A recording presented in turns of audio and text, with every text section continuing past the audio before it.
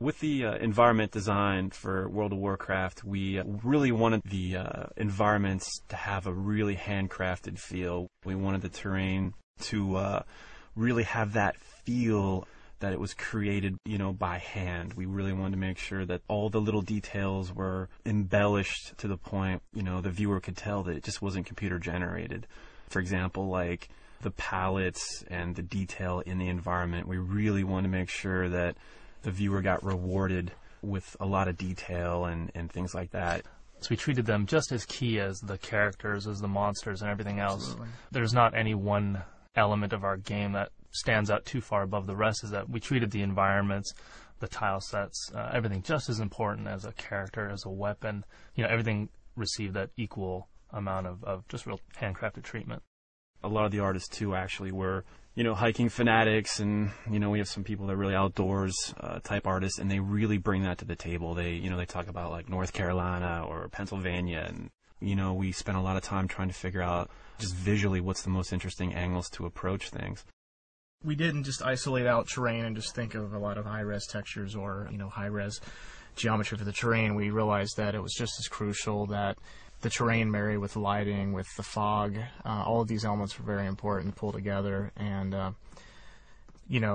just in layman's terms, we just pulled a lot of old-school tricks to try to get across a lot more than what we're really doing technically, and keep all this under wraps where people could still afford to enjoy a nice frame rate and a beautiful vista all at the same time. We had a lot of beautiful color studies, which you'll see as we're talking about this. The game is about a game of trees. You have to have good trees in these kind of games. You stare at the terrain all the time, and we had some of the artists working on some of the trees. You'll notice that we have a really wide range of design for trees. We spent many years looking at the trees and studying them, and they're really like the glue that holds everything together. We were working on one of our earlier zones, and we concepted tree after tree after tree and built tree after tree after tree. And I remember laughing when I realized that we probably had about 50 iterations of this one tree that we just kept refining and trying to get it, as reasonable as possible as far as, poly counts and texture counts. And we went probably through weeks of collective testing on some of those trees over and over again. And then once we had those, it was sort of a framework for the ones to follow. I was just going to say that, when we got the color studies going, I felt like that was a really key point in development for the environments. Once we started doing that, it impacted us, and it took us a while to ramp up. But the initial prep work it took to get these environments, it really paid off in the end. Everything married together so much better. Yeah. Our team of environmental artists spent a lot of time developing their techniques on the terrain itself, learning what types of patterns look best when you're running through the game. We were really particular about hills and rises and visibility. Initially, we made almost too many hills where, for gameplay reasons, it was harder to see the spawns and things like that. So in addition to just making a beautiful looking scene, we had to work closely with game design. We a lot of times had to compromise on a lot of things to make sure that gameplay was still there.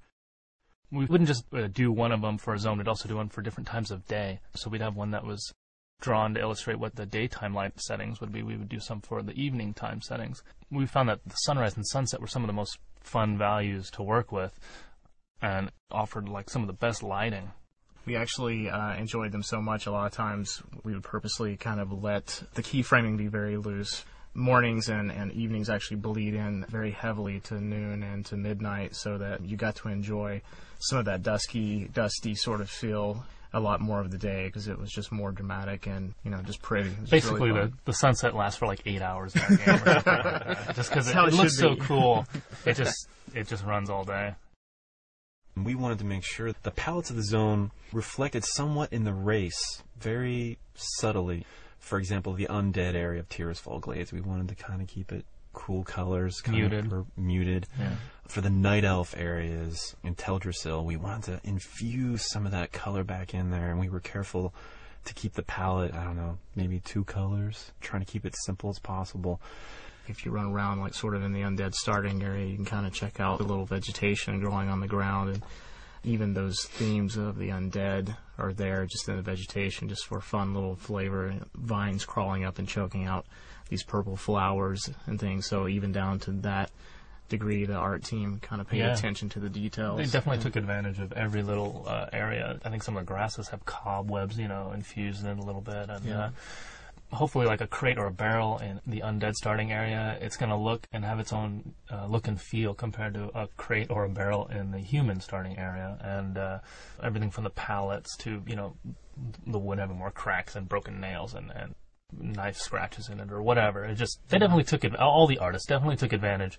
If they got to paint a texture for it, they definitely used every pixel to represent the environment that this prop was going to be set into. So, I know, I totally agree. And I think one of the things that we strive for, too, is just the uniqueness of what we want to do. We want to make sure that the zones look as good as possible as far as, like, if you were to take a screenshot of our game and you see it in a magazine, it looks different. It has a certain look to it that you're not going to find easily.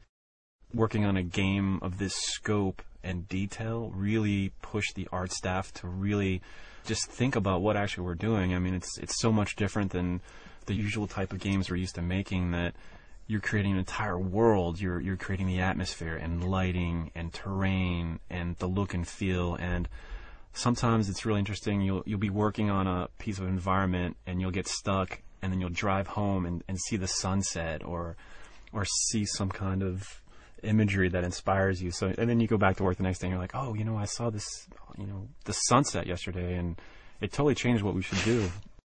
Yeah, we had lots of just elements to work with in the editor for creating the world. We had the directional lighting, the ambient lighting, the sun color, the moon color, fog color, and all the gradations of colors in the sky. And I know Brandon did most of that stuff for so many of the zones, the watercolor, cloud color. And so we just take our time and put these together and, in the right order, playing off each other, the right colors, the right settings to create just that unified look and feel. Overall, we really wanted to have the environments have that old Maxfield Parish or that NC Wyeth, that warm feel, that handcrafted feel. I know we say that a lot, but we really wanted to have that look. And even in the trees, if you look at the trees, it's very hand painted, all the textures, and we were careful how things blend together, how trees would blend into the environment. We were constantly racking our brains about the tile set, what was too busy. Initially a lot of the roads were too busy and too dark, and we had to simplify those. And it was definitely a learning process, for everyone. But kudos to the team, though.